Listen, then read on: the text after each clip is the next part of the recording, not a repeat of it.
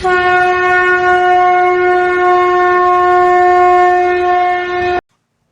नमो नारायण। हिमालय कह रहा है। रचनाकार महायोगी पालर बाबा जी। कृपाचार्य। गुफा में शांति माँ बैठी थी और साध्वी माताएं भी थीं। शांति माँ दौड़कर कृपाचार्य जी से लिपट गई। भाई बहन अतीत की लहरों में खो गए। स्नेह की गंगा उमड़ पड़ी। स्निग्धता ने अपना आधिपत्य स्थापित कर लिया।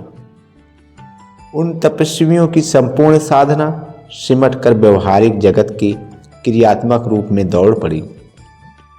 वे पुनः वापस आध्यात्मिक जगत में आ गए। वे आदमी पहले थे, साधक बाद में। पहले संबंधों की दौड़ थी, बाद में बिखराव। तभी तो हर आदमी के साथ ऐसा होता रहता है। जब कोई मिलता है, आदमी उससे बात करके पुनः अपनी दौड़ पर चल पड़ता है। महाभारत की दो महान विभूतियों का मिलन था। दोनों भाई बहन थे।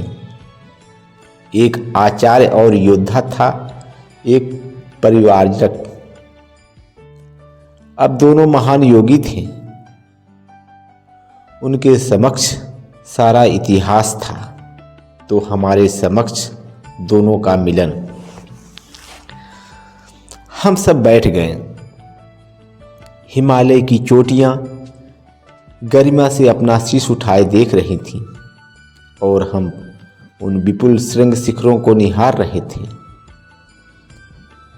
हमारे बैठते ही बहुत से विचारों का प्रवाह आना शुरू हो गया। हिममंडित चोटियों से महात्माओं के संदेश टकरा टकरा कर हमारे विचारों को प्रभावित करने लगे। कुछ ही क्षण के बाद अनेक महात्माओं का आगमन होने लगा। कुछ सशरीर ही आ रहे थे और हमारे समक्ष पहुंचकर अपने भौतिक शरीर का निर्माण कर रहे थे। अद्भुत पराभाव हमारी चेतना पर संघात कर रहा था। अनोखे रूपों का प्रादुर्भाव अभिषेक के रूप में हो रहा था, जिसमें अनेक तरह के महापुरुषों का आगमन होता जा रहा था। छोटे बड़े सभी तरह के महात्मा थे, जो अपना भौतिक शरीर छोड़ चुके थे। वे भी थे, अंतरिक्ष के वासी थे तो जल के भी। हिमालय की कंदराओं के तो थे ही, जल पर सामान्य रूप में भ्रमण कर रहे संतों को भी देखा। बुद्ध, महावीर, बनखंडी, ईसा मसीह, व्यास, ऋषभदेव, शंकराचार्य, कबीर, ज्ञानेश्वर, शिरडी के साईं बाबा, महर्षि रमण, तैलंग स्वामी, नारायण स्वामी, दयानंद जी, वल्लभाचार्य आदि की श्रेष्ठ आत्माओं का भी आगमन हो गया था। हिमालय का वह खंड ऋषि मुनियों, योगियों, तत्वदर्शियों की श्रेष्ठ आत्माओं से पुलकित हो रहा था। वह उन महापुरुषों की बैठक थी जो व्यक्तिगत, सामाजिक और सांसारिक सभी स्थितियों से ऊपर उठ गए थे, जिनकी विचार तरंगे ही विश्व के कल्याण के लिए काफ़ी थी, जिनकी भावनाएं ही मानव जगत के लिए उपयोगी थी। उनकी एक दृष्टि ही मानव के लिए कल्याणकारी थी। वे आध्यात्मिकता की पराकाष्ठा पर थे। उनका संकल्प ही रचना था, विकल्प ही निर्माण था, भाव ही गति थी, शब्द ही तरंग था, तरंगों का टकराव ही रचना था। अंतरिक्ष, जल, भू सभी उनके लिए समान थे। कुछ लोग अन्य ग्रहों से आए थे तो कुछ समुद्र के किनारे से। ज़्यादातर लोग हिमालय की देन थे। हिमालय के सभी खंडों के महात्मा थे। अवगढ़ दानी भी थे तो कर्मचारी भी, भिक्षुक भी थे तो वैष्णव और सन्यासी भी। सिया सूफी और पादरी भी थे। न वहाँ राम थे न कृष्ण, न वहाँ शिवत्व का बोध था, न पैगंबर की चिंता थी, न बोध तत्व की, न ईसा की, क्योंकि वहाँ सभी का प्रतिनिधित्व था।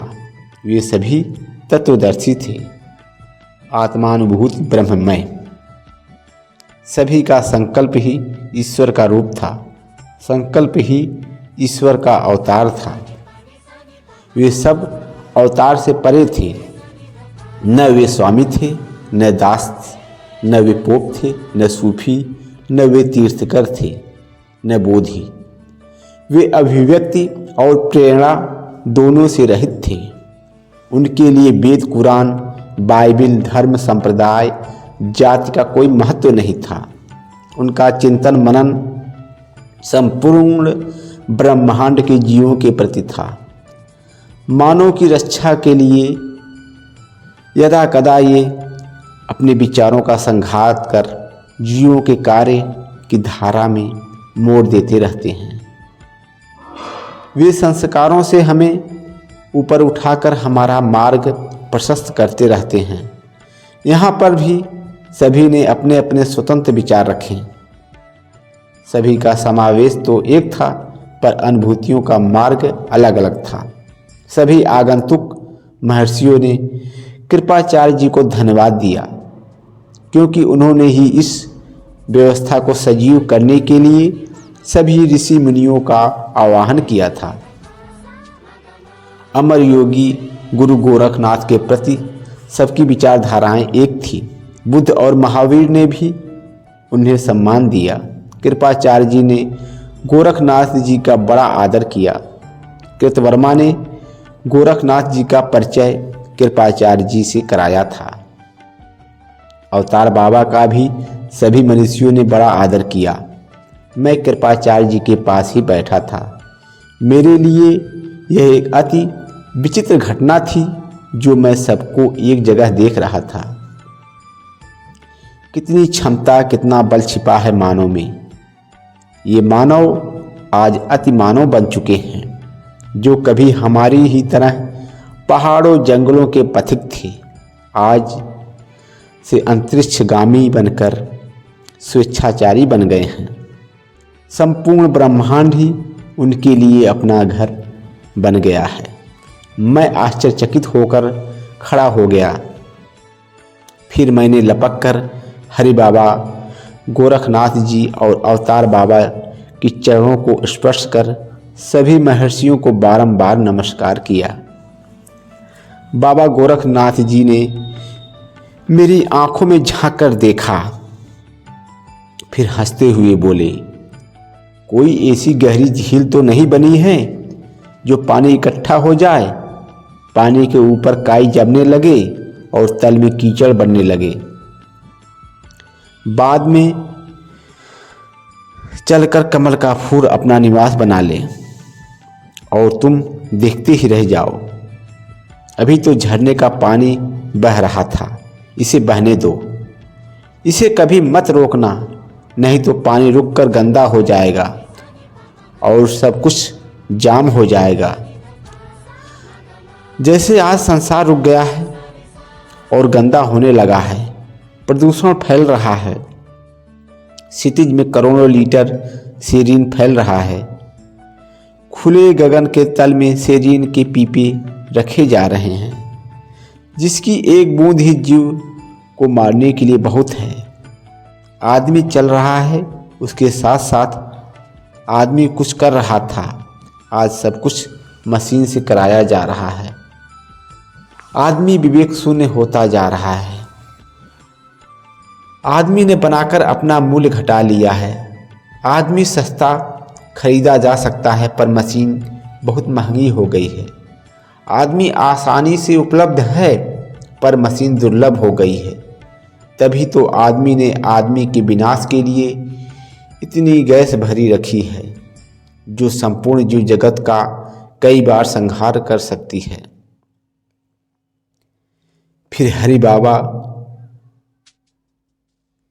गोरखनाथ मुझसे थोड़ा हटकर सबके समक्ष खड़े हो गए और बोले,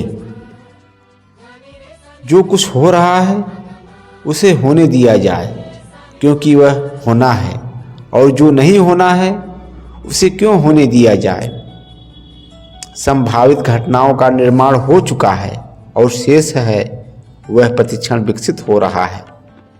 हमें उसे होने नहीं देना है। आदमी आज वहां तक पहुंच गया है जहां जाकर उसका विनाश होता है। हमें उसे नहीं रोकना है। वह मरता है तो मर जाने दीजिए। यदि वह जीवित रहेगा तो आने वाली पीढ़ियों को मार देने की व्यवस्था कर जाएगा। आदमी खोज रहा है, उसका संपूर्ण संघर्ष ही विकास के नाम पर रहा है। आज मानव इसी प्रयास में लगा है कि कल का विनाश तो हो गया, आज का विनाश निश्चित है, आगामी कल का विनाश भी कर दिया जाए। गोरखनाथ चलता रहा है, युगों से चल रहा है और चलता रहेगा। आज तक आप लोग भी चलते आ रहे हैं और आगे भी चलते रहना है। हमें ऐसा गोरख धंधा चलाना है कि समाज जागृत हो जाए। यही हिमालय कह रहा है। हिमालय के परम पवित्र आत्मन नदियों के सदृश हिमालय से बह रही गंगा की तरह महान बन जाइए।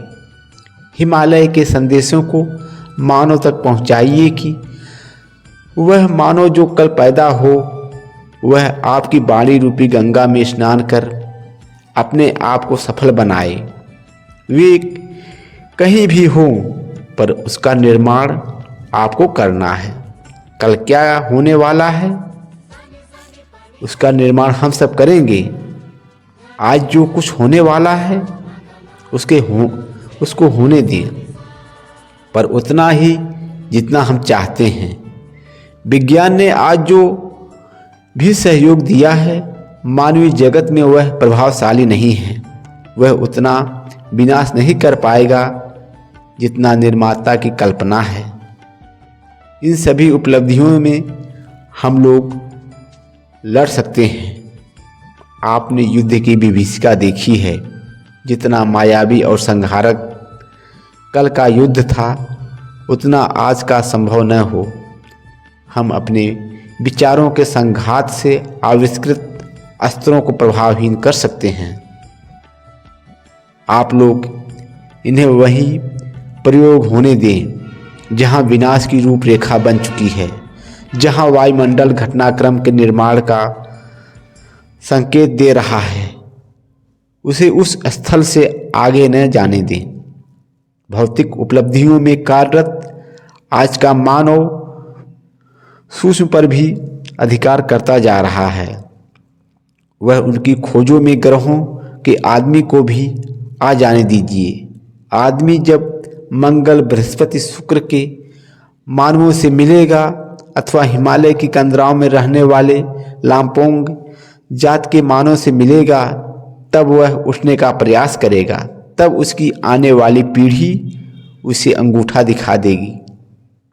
तब आज का आदमी अपने आप को वहीं पाएगा जहां वह पहले खड़ा था।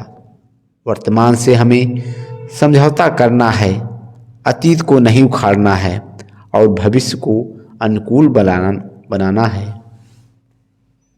शेष अगले भाग में।